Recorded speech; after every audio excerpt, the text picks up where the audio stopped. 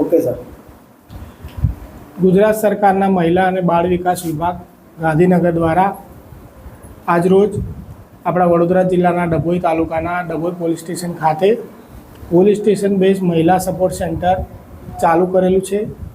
આ સેન્ટર મહિલાઓને કાઉન્સેલિંગ, મહિલાઓને લગતા કોઈપણ સામાજિક અને કૌટુંબિક પ્રશ્નો, કાયદાકીય પ્રશ્નો, ઘરેલું હિંસા, દહેજ પ્રથા તેમજ મહિલાઓને અન્ય પોલીસ કામગીરી તેમજ તેમની પારિવારિક હિંસાથી થતા કોઈપણ પ્રકારના પ્રશ્નો હોય તેનું સુખદ સમાધાન થઈ શકે તેમજ તે લોકોને કોઈપણ પ્રકારની કાઉન્સેલિંગની જરૂર હોય તે શુભ હેતુથી સરકારશ્રી દ્વારા ડભોઈ તાલુકાની અંદર આજ રોજ આ સેન્ટરનું ઉદ્ઘાટન કરવામાં આવેલ છે.